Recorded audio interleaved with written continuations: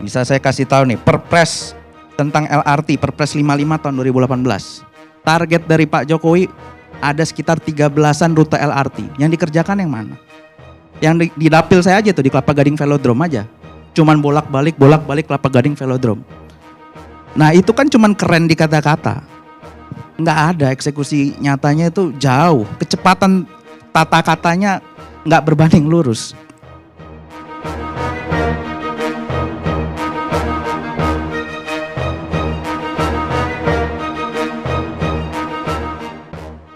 Meski sudah tidak menjabat sebagai Gubernur DKI Jakarta, kritik kembali datang kepada Capres nomor urut 1 Anies Baswedan. Antoni Winsa Prabowo selaku anggota DPRD Jakarta fraksi PSI mengatakan, kecepatan kerja Anies Baswedan tidak selaras dengan kecepatan bicaranya. Awalnya, Antoni membahas mengenai keputusan PJ Gubernur DKI Jakarta Heru Budi Hartono mengganti tagline Jakarta yang ada di era Anies Baswedan, yakni Jakarta Kota Kolaborasi, menjadi sukses Jakarta untuk Indonesia.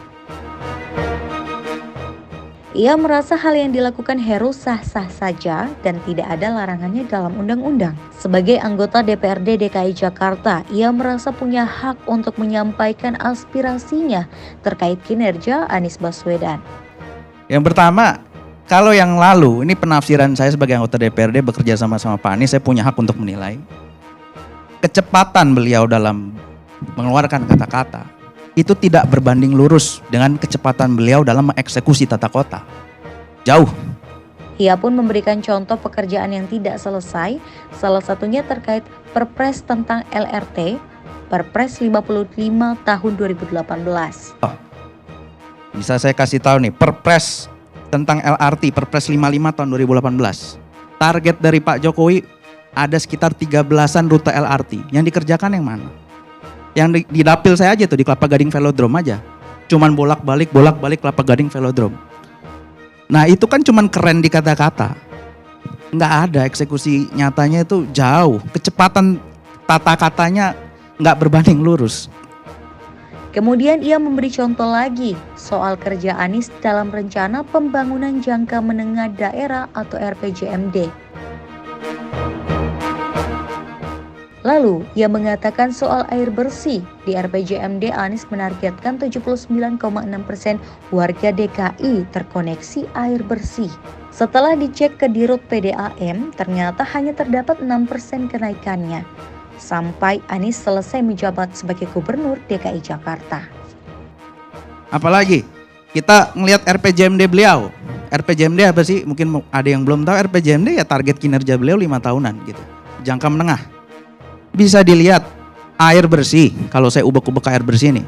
Di RPJMD, di masa akhir jabatan beliau itu, targetnya itu 79,6% warga DKI terkoneksi air bersih.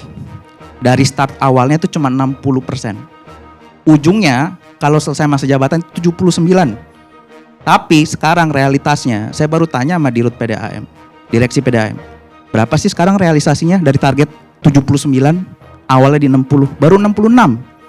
Berarti baru 6% kenaikannya dari zamannya Pak Anies sampai beliau selesai. Nah, cuma 6%, berarti kecepatannya itu nggak secepat kata-katanya di RPJMD. Kecepatannya hanya 1% per tahun. Kalau begitu warga DKI butuh 34 tahun. Kalau dengan rate kecepatan seperti itu. LRT salah desain. Aduh, gimana nih Sobat Jakarta? Kalau yang ngomong itu sudah pihak otoritas, dalam hal ini kan Kementerian BUMN ya. Aku percaya dan setelah melihat langsung ternyata dari jarak jauh, artinya melihat LRT-nya itu dia cepet terus tiba-tiba langsung melambat gitu pas dibelokan. Audit jelas proyek strategis nasional menggunakan APBN kok bisa salah setelah jadi. Itu kan udah diperhitungkan matang-matang ya. Apalagi yang mendesain itu arsitek hebat lah atau insinyur yang hebat gitu. Ya kalau sampai sana gitu ya gimana? Informasi lainnya, longspan atau jembatan lengkung bentang panjang LRT Jabodebek disebut Wakil Menteri BUMN Kartika Wirjoatmojo salah desain. Hal ini menyebabkan rangkaian kereta LRT harus mengurangi kecepatan sebelum long span agar meminimalisasi kecelakaan. Wakil Menteri BUMN menyebut tikungan long span LRT kurang lebar. Hal ini menyebabkan rangkaian kereta LRT harus melaju 20 km per jam karena jalur tikungan yang sempit. Namun menurut Wamen, jika tikungannya lebih lebar, kecepatan rangkaian kereta bisa dinaikkan.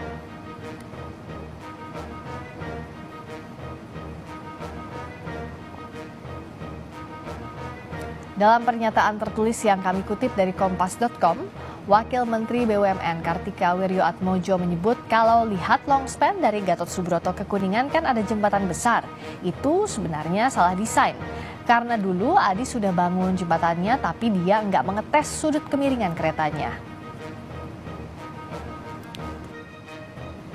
Long span atau jembatan lengkung bentang panjang LRT Jabodebek terletak di persimpangan Jalan Gatot Subroto dan Jalan HR Rasuna Said, Jakarta Selatan. Jembatan membentang dari sisi barat daya di Jalan Gatot Subroto ke sisi utara di Jalan Rasuna Said di atas jalan layang tol dalam kota. Dari data teknis, jembatan lengkung bentang panjang LRT Jabodebek memiliki panjang 148 meter dan radius lengkung 115 meter. Adapun berat beton hampir mencapai 10.000 ton dengan tipe box grider beton. Jembatan ini pernah mendapatkan rekor muri sebagai jembatan lengkung terpanjang.